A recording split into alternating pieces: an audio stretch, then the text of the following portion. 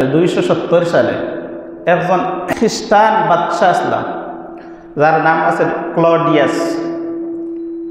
সেই সময় তিনি বিশাল একটা সেনাবাহিনী গঠন করছেন। যে সেনাবাহিনী গঠন করার ক্ষেত্রে বহু নিয়ম নীতিমালা তিনি তারার লাগি নির্ধারিত করছেন যে এই নিয়ম নীতিমালার বাহিরে তোমরা যেতে পারতে না। সেই সময় সেনাবাহিনী সকলের লাগি একটা নিয়ম আছিল যে তারা বিবাহ বন্ধনে আবদ্ধ হইতে পারত না। যদি বিবাহ করে তাহলে তারা মানসিকভাবে একটা দুর্বলতা থাকবো যে তাদের স্ত্রীর প্রতি, দৈহিকভাবে অনেক ক্ষেত্রে দুর্বল হয়ে যাইব, বিভিন্ন চিন্তা দ্বারায় তারা রেফাই দিব।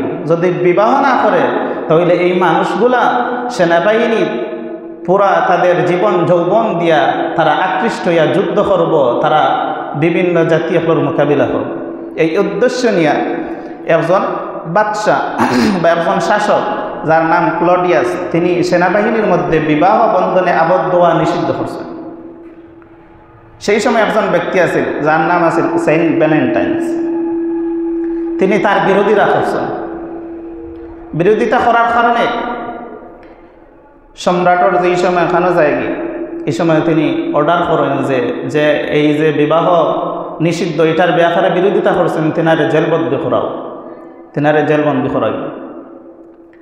জেলের মধ্যে যেই সময় তিনি গেছেন, একজনের মুখ থাকি শুনিয়া অন্যজন, অন্যজনের মুখ থাকি অন্যজন, এইভাবে এই বিশাল সাম্রাজ্যের মধ্যে প্রচার হয়ে গেল একজন ব্যক্তি। তিনি চাইছিলেন সেনাবাহিনীর লোক হলে যেন বিবাহ বন্ধনে তারা তাদের স্ত্রীদের ভালোবাসায় সমাসীনতা হোক।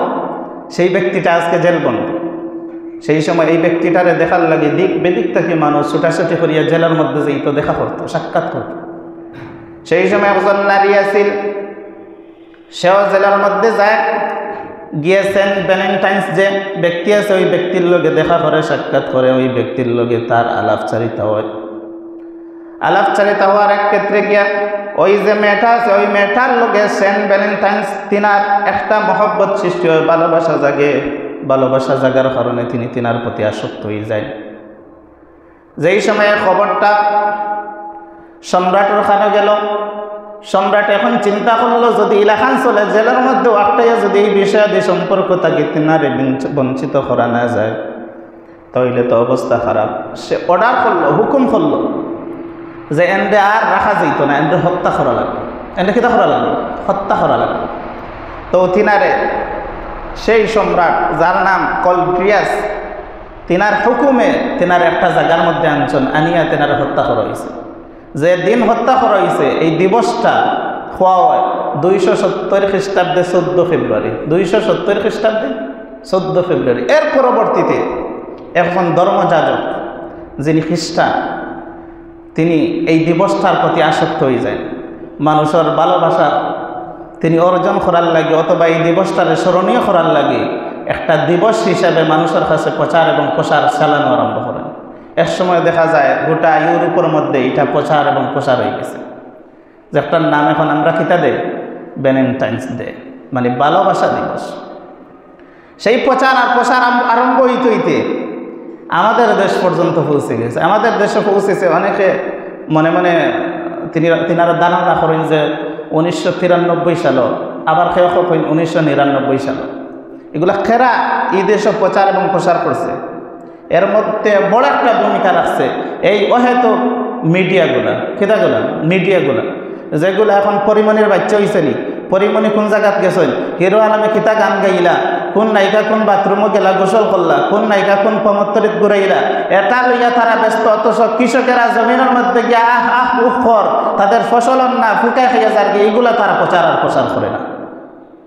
তারা ওটা লইয়া ব্যস্ত।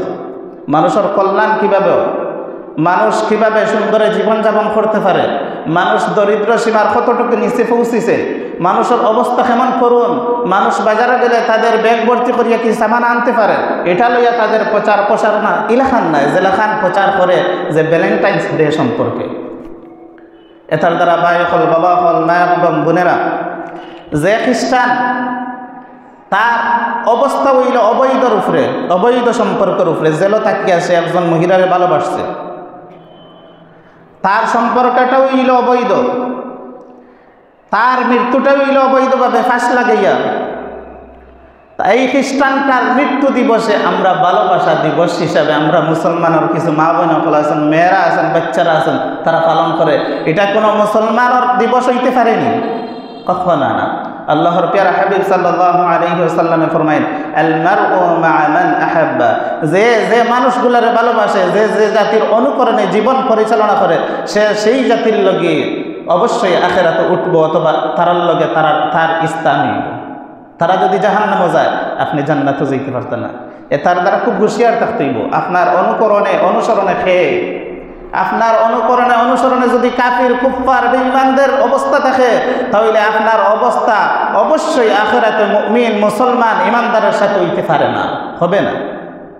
তার দ্বারা আমি আহ্বান করব, আজকের এই বিষয়টা সংক্ষিপ্তভাবে তুলিয়া ধরলাম যে অন্ততপক্ষে এই দিবসটা খুবই হুঁশিয়ার। আপনি যদি একটা বার করেন আজকে তো ভালোবাসা দিবস, তাহলে আপনি তার অনুকরণে গেলাগি, তার এই দিবসটারে আপনি প্রমোট করে দিলা, স্বীকৃতি দিলেইলা, যার ফলশ্রুতিতে আপনি আপনার ইমানটারে দুর্বল করে দিলা।